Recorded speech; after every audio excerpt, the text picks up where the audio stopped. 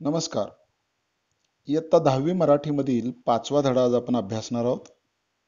पाठाचं नाव आहे वसंत हृदय चैत्र आणि लेखिका आहेत दुर्गा भागवत. सुरुवातीला आपण लेखिकेचा परिचय बघू आणि पाठाची सुरुवात करू. दुर्गा भागवत यांचा जन्म 1910 आणि मृत्यू 2002 मध्ये झाला.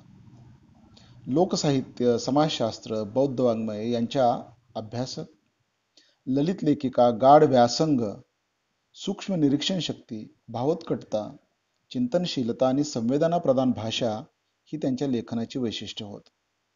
ऋतुचक्र, व्यासपर्व आणि साहित्य अकादमी पुरस्कार प्राप्त पैस ही दुर्गाबाईंच्या ललित लेखनाची शिखरे होत. लोकसाहित्याची रूपरेषा हा लोकसाहित्य या विषयावरील ग्रंथ, राजाराम शास्त्री भागवत, व्यक्ती आणि वाङ्मय, केतकरी कादंबरी हे त्यांचे महत्वपूर्ण ग्रंथ आहेत. सिद्धार्थ जातकाच्या 7 खंडाचा अनुवाद हे दुर्गाबाईंचं बहुमोल कार्य आहे. पाठाचा परिचय बघा. प्रत्येक ऋतूचा आपापला स्वभाव असतो. हा स्वभाव निसर्गाच्या विविध रूपातून प्रतिबिंबित होतो. या पाठातून वसंत ऋतूतील चैत्राचे मनोज्ञ दर्शन घडते. वसंत ऋतूची चाहूलच खरी मनोहर आहे. त्यातून चैत्रातील निसर्ग अनुभवणे हा सर्वार्थाने आनंद अनुभव. निसर्गातील घटकांचे सूक्ष्म निरीक्षण आणि ते शब्दात मांडण्याची लेखिकेची कसब यामुळे वसंत हृदय चैत्र हुबेहूब आपल्या डोळ्यासमोर उभा राहतो. विद्यार्थी मित्रांनो, आता आपण पाठाला सुरुवात करूयात. मी एका परिच्छेदाचं प्रकट वाचन करेन आणि त्यानंतर तो परिच्छेद समजावून पण देईन. आपण सर्वांनी पुस्तकात लक्ष द्यायचं आहे. फाल्गुन, चैत्र आणि वैशाख हे 3 महिने वसंताच्या पुष्पमुद्रेचे चिन्ह लिहिलेले असे महिने आहेत. एक दुसऱ्यात मिसळलेला आहे. तरी पण चैत्र हा खरा वसंतात्मा आहे, मधुमास आहे. या ऋतुराजाचे किंवा मधुमासाचे लक्षण ज्ञानेश्वरांनी सुंदर रीतीने वर्णन केले आहे. जैसे ऋतुपतीचे द्वार वनश्री निरंतर, ओळगे फळबहार लावण्यशी. ऋतुपतींच्या द्वारी वनश्रींचे म्हणजे नवपल्लवाने गर्द झाकलेल्या फुलांनी डवरून गेलेल्या वृक्षलतांचे दर्शन. हे दर्शन तर फाल्गुनातच घडते. मग मधुमासाचे वैशिष्ट्य कशात आहे? या महिन्यात ते सारे सौंदर्य तर आहेच, पण फळांचेही रूप दृष्ट लागेल असे असते. फुलातून फळातून मधुरस वाहत असतो. मित्रांनो, या पाठाचं नाव आहे वसंत हृदय चैत्र. म्हणजे वसंत की जो सर्व ऋतूंमधला देखणा ऋतू, की ज्या ऋतूमध्ये सृष्टी अशी फळा फुलांनी पानांनी बहरून गेलेली असते. आणि या वसंताचा जर खरा आत्मा कोणता महिना असेल तर तो चैत्र महिना आहे. लेखिका सुरुवातीलाच पाठामध्ये असं म्हणतात की फाल्गुन, चैत्र आणि वैशाख ह्या 3 महिन्यामध्ये वसंताची सगळी लक्षणं आपल्या आजूबाजूला दिसत असतात. हे सगळे महिने एकमेकात जणू मिसळलेले आहेत असं वाटतं. तरी देखील या 3 महिन्यात वसंताचं अस्तित्व असून सुद्धा चैत्र हा खरा वसंतात्मा आहे, तो मधुमास आहे. या ऋतुराजाचं किंवा या मधुमासाचं लक्षण ज्ञानेश्वरांनी फार सुंदर करून ठेवलंय ज्ञानेश्वरीमध्ये. ते काय म्हणतात? जैसे ऋतुपतीचे द्वार वनश्री निरंतर. हा ऋतू हा जो वसंत आहे हा सर्व ऋतूंचा अधिपती आहे. 6 ऋतू आहेत. या 6 ऋतूंचा अधिपती मध्ये वसंत आहे. आणि या वसंताच्या द्वारी वनश्री निरंतर आहे. वनश्री म्हणजे काय? वनश्री म्हणजे नवपल्लवानी गर्द झाकलेल्या आणि फुलांनी डवरून गेलेल्या वृक्षलतांचं दर्शन. हिरव्या गर्द नव्या पालवीनं झाकोळलेली झाडं आणि त्यामध्ये बहरलेली फुलं, याला आपण म्हणतो वनश्री. वसंताच्या द्वारामध्ये वनश्री अशी निरंतर आहे. वसंत संपेपर्यंत हे सृष्टीचं सौंदर्य जणू या वसंताच्या द्वारी हात जोडून उभा आहे. परंतु हे चित्र आपल्याला फाल्गुनात सुद्धा दिसतच ना. मग चैत्राचं काय वैशिष्ट्य? म्हणून लेखिका असं पुढे म्हणतात की मग मधुमासाचं वैशिष्ट्य कशात आहे? या महिन्यात ते सारं सौंदर्य आहेच. म्हणजे फाल्गुनात पानांनी फुलांनी बहरलेली झाडं आहेतच आहे. मग मधुमास जो चैत्र आहे त्याचं वैशिष्ट्य काय? लेखिका आपल्याला सांगतात की यामध्ये फळांचं सौंदर्य आहे. ज्ञानेशांची ओवी पण आहे, ओळगे फळभार लावण्याशी. म्हणजे या मधुमासामध्ये फळांनी बहरलेली झाडं आहेत, फळांनी वाकलेली झाडं आहेत, फळभारानं झाडं अशी पूर्ण बहरून गेलेली आहेत. हे एक आणखी वैशिष्ट्य या चैत्राचं या पाठामध्ये सांगितलेलं आहे.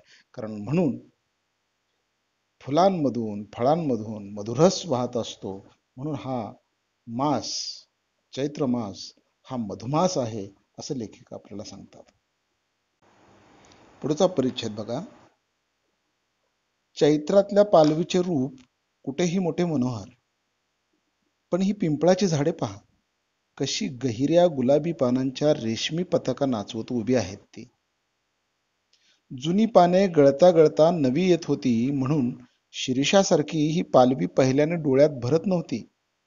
पण सारी नवी पाने आल्यावर खरोखरच उन्हात जेव्हा ही भडक गुलाबी पाने चमकतात, तेव्हा जणू काही सुंदर पुष्पाचे गेंदच या झाडावर फुलले आहेत असे वाटते. इतर झाडांची पालवी फार लहान असल्याने फार हलत नाही, पण या पानांची सारखी सळसळ. त्यातल्या त्यात आमच्या घराजवळ एक पिंपळाचे झाड आहे. ते तर फारच बहारीचे दिसते. त्याच्यावर मधुमालतीची प्रचंड वेल चढली आहे. चारी बाजूनी अगदी मध्यापर्यंत त्या झाडाला तिने वेढून टाकले आहे. आणि आता ही मधुमालती गुलाबी गेंदाने खच्चून भरली आहे. आता फुलाला आणखी जागा नाही अशी दाटी पिंपळाच्या तांबूस पानांची आणि या गुच्छांची झाली आहे. आणि नुसती पालवीच नाही, तर हिरवी फळेही इतर झाडांप्रमाणे याच्या फांदी फांदीला ओळीने चिटकून बसलेली आहेत. या परिच्छेदामध्ये लेखिकेनी वसंतात बहरणाऱ्या पिंपळाचं वर्णन केलेलं आहे. तुम्हाला एक असा प्रश्न मी विचारू शकतो की लेखिकेने ज्या पिंपळाचं वर्णन केलेलं आहे, पिंपळाच्या नवपालवीच्या बहारीचं जे वर्णन केलेलं आहे, ते तुम्ही तुमच्या शब्दात सांगू शकाल? काय सांगाल तुम्ही? तर लेखिकेच्या घराजवळचा पिंपळ जो आहे तो कसा बहरलेला आहे. पिंपळ जितके पण पिंपळाचे वृक्ष आहेत ते चैत्रामध्ये कसे फुलतात, ह्याचं वर्णन एक चित्र आपल्या डोळ्यासमोर लेखिका उभा करते. आणि मग ह्या प्रश्नाची चर्चा करणं फार अवघड नाही. लेखिका असं आपल्याला सांगते की चैत्राच्या पालवीचं रूप खरं तर सुंदरच आहे, कुठल्याही झाडाचं असू द्या. पण त्यातल्या त्यात पिंपळाच्या झाडाची जर नवपालवी पाहायची असेल तर ते फार मनोहरी आहे.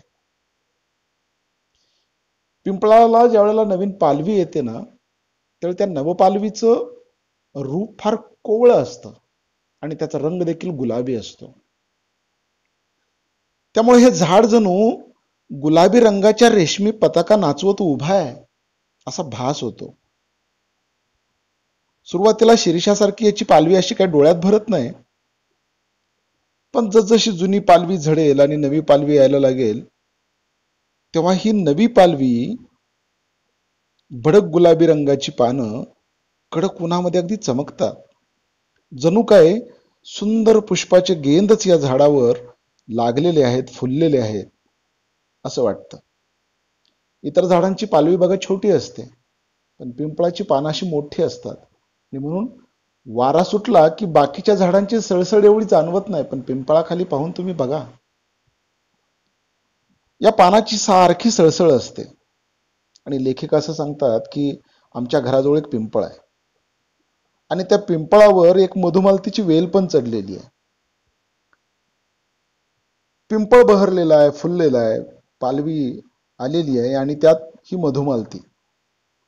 मधुमालतीची वेल सुद्धा गुलाबी फुलांच्या गेंदाने अशी खच्चून भरलेली आहे. आता फुलायला जागाच नाही त्या वेलीवर.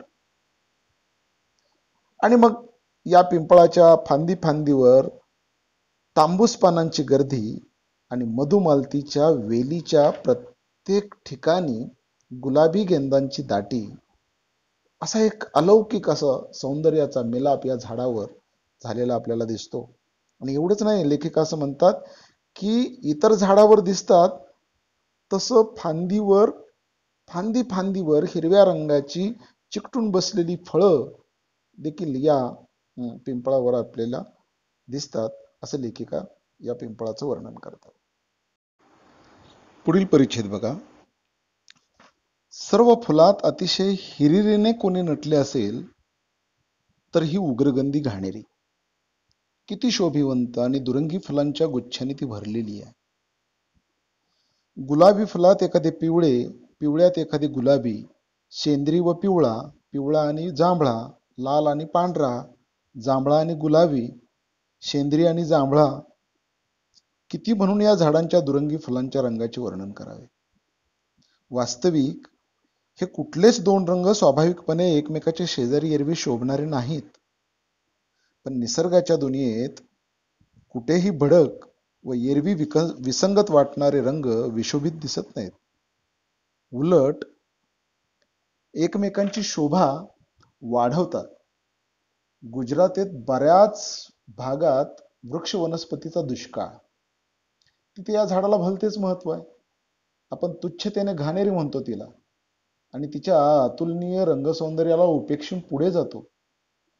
पण गुजरातीत चुनडी असे सुंदर व यथार्थ नामाभिधान या झाडाला दिलेला आहे. आणि या फुलांचे हे नाव ऐकल्यावर काठेवाडी आणि राजपुतानातल्या चुनड्यांच्या भडक रंगाचे रहस्य मला उमगले. भडक विशोभित रंग म्हणून त्यांची पुष्कळदा कुचेष्टा केली जाते. जी रंगांची मिश्रणे आम्ही आमच्या वस्त्रभरणात कटाक्षाने टाळतो, तीच या लोकांनी शतकानुशतके निसर्गाच्या प्रेरणेप्रमाणे शिरोधार्य मानली. भारतीय रंगाभिरुचीचे मूळ प्रादेशिक वातावरणात आणि नैसर्गिक आविष्कारात असलेले पाहून मोठे नवल वाटते. विद्यार्थी मित्रांनो, लेखिकेने भारतीय लोकांच्या रंगांच्या अभिरुची ज्या आहेत ते त्यांच्या प्रादेशिक वातावरणात आणि नैसर्गिक आविष्कारातच दडलेले आहेत असं म्हटलेलं आहे. असं का म्हटलंय? त्याचं उदाहरण म्हणजे ही घाणेरी. आपण मराठी माणसं, महाराष्ट्रातली माणसं या दुरंगी फुलांच्या वनस्पतीला तसं तिचं दुर्गंधी असल्यामुळे तिला घाणेरी म्हणतो आणि तिच्या रंगसौंदर्याची उपेक्षा करून आपण पुढे जातो. पण गुजरातीमध्ये या वनस्पतीला बराच भाव आहे.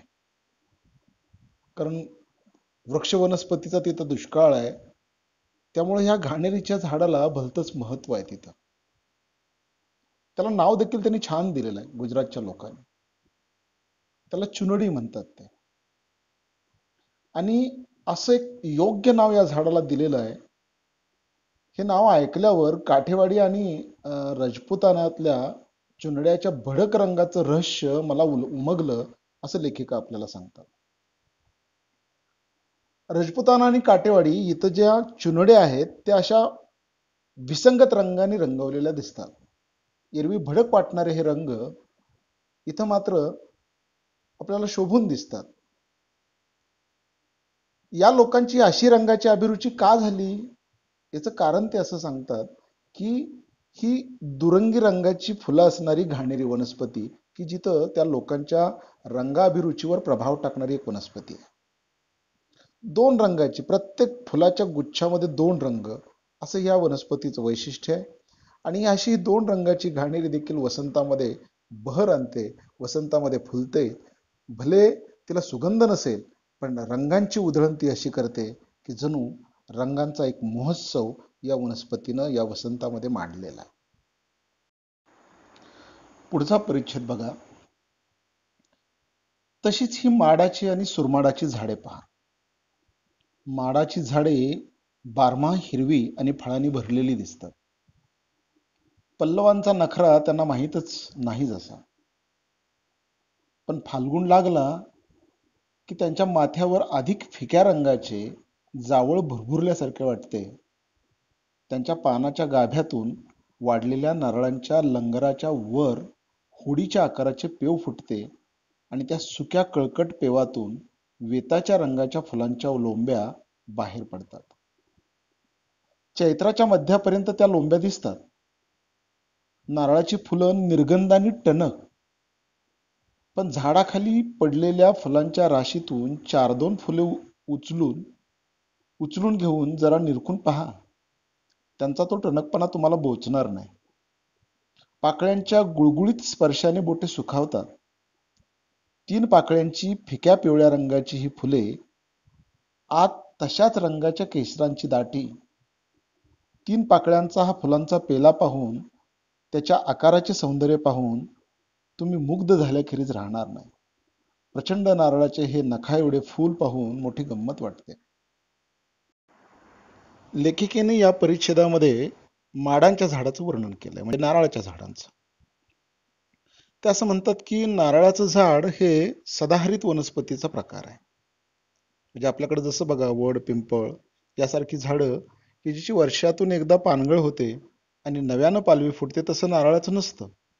नारळाला 12ही महिने हिरवी पालवी असते आणि त्यामुळे लेखिका असं इथं म्हणतात की याला पल्लवाचा नखरा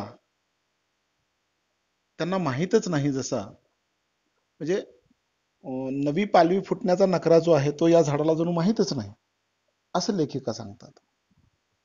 पण वसंतामध्ये याही झाडावर एक घटना घडत असते. त्याचं वर्णन मात्र लेखिकेने खूप छान केलं. ते असं म्हणतात की त्याच्या नारळाच्या पानाच्या गाभ्यातून नारळाच्या लंगराच्या वर होडीच्या आकाराचे पेव फुटते आणि त्या सुक्या कळकट पेवातून वेताच्या रंगाच्या फुलांच्या लोंब्या बाहेर पडतात. हा जो प्रकार आहे हा चैत्रामध्ये या नारळाच्या झाडावर घडतो. नारळाच्या फुलाचं वर्णन करताना लेखिका असं म्हणतात की नारळाची फुलं निर्गंध आहेत. म्हणजे या नारळाच्या फुलाला गंध नाही कसला, ती टणक आहेत. फूल म्हटलं की अत्यंत कोमल, नाजूक अशी एक संकल्पना आपली असते. पण नारळाचं फुल याला अपवाद आहे. हे निर्गंध आहे, टणक आहे. पण कधीतरी नारळाच्या झाडाखाली पडलेल्या फुलांच्या राशीतून 4-2 फुलं उचलून बघा जरा. त्याचा टणकपणा तुम्हाला बोचणार नाही. त्याच्या पाकळ्याच्या गुळगुळीत स्पर्शाने उलट बोट सुखावतील तुमची. आणि मग ही फिक्या पिवळ्या रंगाची ही फुलं आणि आत तशाच रंगांच्या केसरांची दाटी आणि हा 3 पाकळ्यांच्या फुलांचा पेला बघितला की त्याचं सौंदर्य बघून तुम्ही मंत्रमुग्ध झाल्याशिवाय राहणार नाही, असं लेखक आपल्याला म्हणतात. प्रचंड नारळाचं झाड, पण त्याचं फूल मात्र नखा एवढं असतं, ही मोठी गमतीची गोष्ट आहे. पुढील परिच्छेद बघा.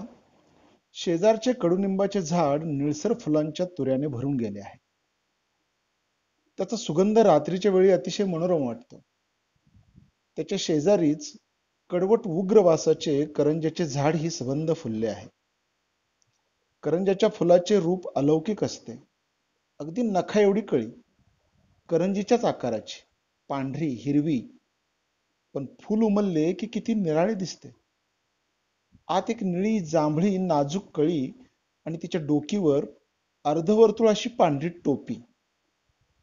जणू काही टोपडे घातलेला बाल घनश्यामच या फुलाच्या रूपात अवतरला आहे. रस्त्यावर पडलेल्या या फुलांचा खच फार रमणीय दिसतो.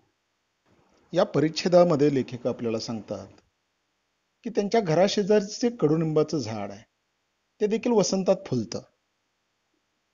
निळसर फुलांच्या तुऱ्यांनी हे झाड भरून जातं. त्यावेळेला रात्रीच्या वेळेला त्याचा खूप छान सुगंध आपल्यापर्यंत पोहोचतो.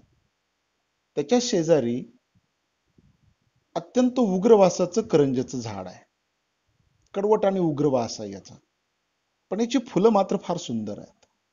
करंज्याच्या फुलाचं रूप अगदी अलौकिक असतं. नखा एवढी कळी, छोटीशी, करंजीच्याच आकाराची, पांढरी हिरवी, पण एकदा फूल उमललं की ते फार निराळ दिसतं. आत एक निळी जांभळी नाजूक कळी असते आणि तिच्या डोकीवर अर्धवर्तुळाकार अशी टोपी असते. ह्या कळीकडे पाहिलं की वाटतं की जणू टोपडं घातलेला एक बाल घनश्यामच या फुलाच्या रूपानं अवतरलाय. रस्त्याच्या कडेलाच फुलांचा पडलेला हा खच फार सुंदर दिसतो, असं लेखक आपल्याला सांगतात. पान नंबर 12 वरील शेवटचा परिच्छेद बघा. चैत्रातल्या पर्णशोभेचे आणि फळशोभेचे वर्णन आंब्या फणसाशिवाय पूर्ण होणार नाही. वसंताशी पौषा अखेरीपासूनच मोहरून सहकार करणारे हे आंब्याचे झाड, लांब लचक देठांना लागलेल्या कैऱ्यांचे हिरवे गोळे वाऱ्यांबरोबर झोके घेत असताना किंवा पोपट किंवा कावळे त्या पाडाला लागले आहेत की नाहीत हे पाहण्याकरिता त्यांना चोचीचा प्रहार करतात, तेव्हा मोठी मौज दिसते. गावाबाहेरच्या झाडातून कोकिळांचे कुंजनही बहुधा याच झाडावर चालत असते. कैऱ्या जून झालेल्या असतानाच एकीकडे पाने झडत असतात, पण झाड वृक्ष असे कधीच दिसत नाही. चैत्रात याही झाडाला पालवीचे घोषच्या घोष लागतात आणि कैऱ्यांबरोबर तेही झोके घेतात. माघातले मोहराच्या झुपक्यांनी भरलेले आणि सुगंधाने दरवळलेले झाड सुंदर की आताचे हे सांगणे कठीण. या परिच्छेदामध्ये लेखिकेने आंब्याच्या झाडाचं वर्णन केलेलं आहे. लेखिका असं म्हणतात की वसंत वसंताला अगदी पौष महिन्याच्या अखेरीपासूनच मोहरून सहकार्य करणारे हे आंब्याचे झाड. म्हणजे पौष महिन्यातच आंब्याच्या झाडाला मोहर येतो आणि वसंताची चाहूल हे झाड आपल्याला देतं. लांब लचक देठांना लागलेले कैऱ्यांचे हिरवे गोळे वाऱ्यावर झोके घेत असताना किंवा पोपट किंवा कावळे त्या पाडाला लागले आहेत की नाहीत हे पाहण्याकरता चोचीने प्रहार करत असतात, तेव्हा मोठी मौज दिसते. लेखिकांनी या झाडाला लागलेली फळं आणि त्या फळांवरचे पक्षी हा जो एक महोत्सव या वसंतामध्ये चालतो तो पाहिलाय आणि त्याची मोठी मौज आहे. पाहणाऱ्यांना सुद्धा ती फार मोठी मौज आहे असं लेखिका आपल्याला सांगतात. लेखिका म्हणतात की गावाच्या बाहेरून कधी कधी कोकिळांची कुहू सुद्धा ऐकू येते आपल्याला. ती सुद्धा बहुधा याच झाडावरून असावी. एकीकडे कैऱ्या अशा पक्क्या झालेल्या असतात, जून झालेल्या असतात आणि दुसरीकडे याची पानं झडत असतात, पण झाड कधी असं वृक्ष दिसत नाही. चैत्रात याही झाडाला खूप पालवी येते. पालवीचे घोषच्या घोष लागतात आणि कैऱ्यांबरोबर तेही झोके घेतात. लेखिका म्हणतात की माघ महिन्यामध्ये या झाडाला मोहर येतो आणि हे झाड मोहराच्या झुपक्याने असं भरलेलं असतं, सुगंधानं दरवळलेलं असतं. ते झाड चांगलं की चैत्रात आंब्याच्या भारानं वाकलेलं झाड? या दोन झाडामधलं कुठलं झाड जास्त सुंदर आहे हे ठरवणं मोठं कठीण आहे असं लेखिका आपल्याला सांगतात. पान 13 वर बघा. आणि फणस, त्याला नजरेत भरण्यासारखी पालवी नसली तरी तेही टवटवीत दिसते आहे आणि त्याची फळे पायापासून डोकीपर्यंत लादली गेलेली नजरेत भरता आहेत. फणसाला फुले धरत नाहीत, तर पौष मागात त्याला हिरवे कोके येतात, फुगीर मिरची सारखे. मग एक एक कोका दुभंगतो, वरचे टरफल तपकिरी होऊन गळते. आतला हिरवा फणस गुळगुळीत तुकतुकीत असतो. मग काही दिवसांनी त्यावर खसखशीसारखे बारके दाणे दिसू लागतात. ते दाणे वाढून पांढऱ्या किडीसारखे तंतू बनतात. त्याच्या खालून काटे वाढतात आणि ते तंतू गळले की संपूर्ण अवयवांनी युक्त पण आकाराने मुसंब्या एवढे फणस तयार होते. अगदी बुंध्यापासून ते धरतात. कधी कधी फळ अर्धे मातीत पण गाडले जाते. या परिच्छेदामध्ये लेखिकेने फणसाचं वर्णन केलेलं आहे. ते असं म्हणतात की फणसाची पालवी नजरेत भरत नाही, पण टवटवीत असते. फणसाची फळं मात्र झाडाच्या पायापासून डोकीपर्यंत लादली गेलेली नजरेत भरतायत. फणसाला जी फळं येतात ती आकाराने फार मोठी आणि वजनदार असतात. त्यामुळे फणसाची फळं बघा, आंब्यासारखी अशी फांदीच्या टोकाला वगैरे लागलेली दिसत नाहीत. ती मजबूत खोडावर वाढतात. त्यामुळे लेखक असं म्हणतात की त्याची फळं पायापासून डोकीपर्यंत लादली गेलेली नजरेत भरतायत. फणसाला फूल येत नाही. तर पौष महिन्यामध्ये त्याला हिरवे कोके येतात, फुगीर मिरची सारखे. मग एक एक कोका दुभंगतो आणि त्याच्यावरचं जे टरफल आहे ते तपकिरी रंगाचं होऊन गळतं आणि आतला हिरवा फणस बाहेर येतो. सुरुवातीला खसखशीसारखे दाणे दिसतात, त्यानंतर त्याच दाण्याची किडीसारखी वाढ होते, त्याच्या खालूनच काटे जन्माला येतात आणि मग संपूर्ण अवयवांनी युक्त, अगदी फणसासारखं दिसणारं पण मोसंबीच्या आकाराचा हा फणस तयार होतो. आणि हा फणस अगदी झाडाच्या बुंध्यापासून फळ धरतो. कधी कधी बुंध्याला जमिनी शेजारी लागलेलं फणस देखील अर्धा मातीत देखील काढला जातो. पण फळाची सुरुवात मात्र झाडाच्या अगदी बुंध्यापासून होते असं आपल्याला लेखिका सांगतात. आणि पाठाचा शेवटचा परिच्छेद बघा. रूप रस गंधमय अशा या चैत्र मासाची शोभा झाडावरच्या काही बांधल्या जाणाऱ्या आणि काही बांधल्या गेलेल्या पक्ष्यांच्या घरट्याने पूर्णत्वास येते. ठिकठिकाणी काही लोंबत्या आकाराची, तर काही वाटोळी चेंडू सारखी, तर काही पसरट गोल अशी ही काळी कबरी घरटी म्हणजे वसंताच्या चित्रलिपीतील सुंदर विरामचिन्हे वाटतात मला. माधुर्याचा हा थेंब अभिरुचीला पुरेसा वाटतो. आणि म्हणूनच निसर्गाच्या विराट चित्रलिपीचा शोध घेण्यापेक्षा मला या स्थूल विरामचिन्हाकडेच पाहायला जास्त आवडते. विद्यार्थी मित्रांनो, या पाठाच्या शेवटचा परिच्छेद अतिशय गोड लेखिकेने केलेला आहे. लेखिका दुर्गा भागवत इथं असं म्हणतात की रूप रसगंधमय अशा चैत्र मासाची शोभा झाडावरच्या काही बांधल्या जाणाऱ्या किंवा काही बांधल्या गेलेल्या पक्ष्यांच्या घरट्याने पूर्णत्वास येते. म्हणजे जोपर्यंत या सृष्टीमध्ये पाना फुलांचा फळांचा बहर होईल तोपर्यंत देखील हा बहर अपूर्ण आहे लेखिकेच्या दृष्टीनं.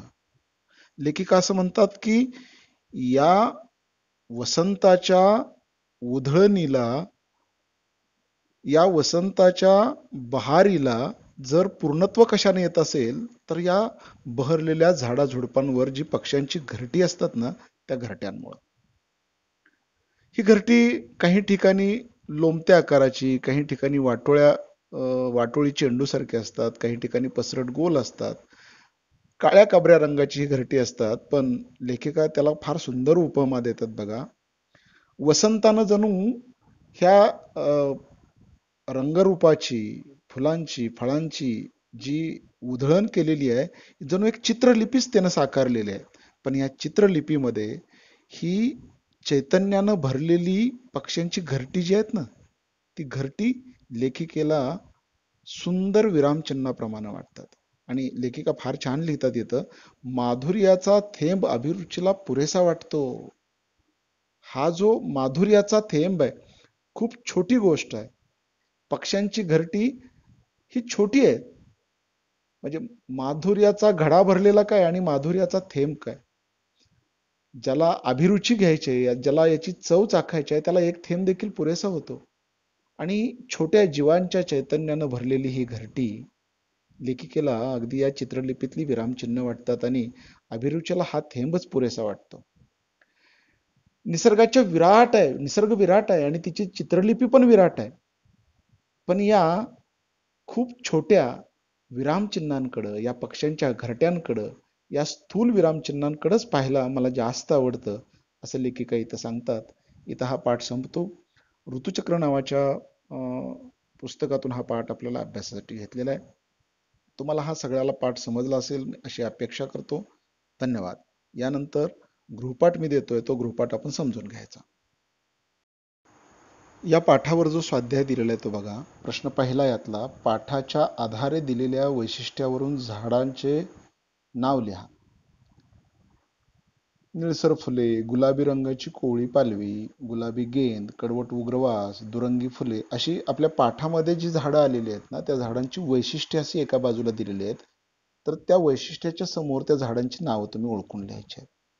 प्रश्न दुसरा आहे, खालील संकल्पनांचा तुम्हाला समजलेला अर्थ स्पष्ट करा. चैत्र हा खरा वसंतात्मा आहे, मधुमास आहे. ही जी संकल्पना आहे याचा अर्थ काय तुम्हाला वाटतो ते तुम्ही स्पष्ट करायचे. काळी कबरी घरटी चित्रलिपीतली सुंदर विरामचिन्हे वाटतात. या पाठीमागे लेखिकेचं काय मत आहे, काय संकल्पना आहे, तुम्हाला काय अर्थ समजला हे तुम्ही लिहायचं आहे. माधुर्याचा हा थेंब अभिरुचीला पुरेसा वाटतो. घरट्यांबद्दल जे लेखिकेने म्हटलेलं आहे, हे असं का म्हटलेलं आहे ते लिहा. तिसरा प्रश्न जोड्या लावा असा आहे. पुढे बघा, पान नंबर 14 वर तक्ता पूर्ण करा. पाचवा प्रश्न जो आहे तो वाक्प्रचारांचा अर्थ खाली दिलेल्या विधानामध्ये करायचा आहे. त्या पुढचा प्रश्न जो आहे तो खालील शब्दातील प्रत्यय ओळखून तक्ता पूर्ण करा. त्याखाली नामाचे प्रकार ओळखा असं 7वा प्रश्न आहे. असे सगळे प्रश्न तुम्ही बघायचे. शेवटचा प्रश्न स्वमतावर आधारित आहे. तेव्हा हे सर्व प्रश्न काळजीपूर्वक तुम्ही वाचायचे आहेत, घरी सोडवायचे आहेत आणि याचा स्वाध्याय पण तुम्ही पूर्ण करायचा आहे. तुम्हाला हा धडा समजला असेल, स्वाध्याय समजला असेल अशी मी अपेक्षा करतो. धन्यवाद.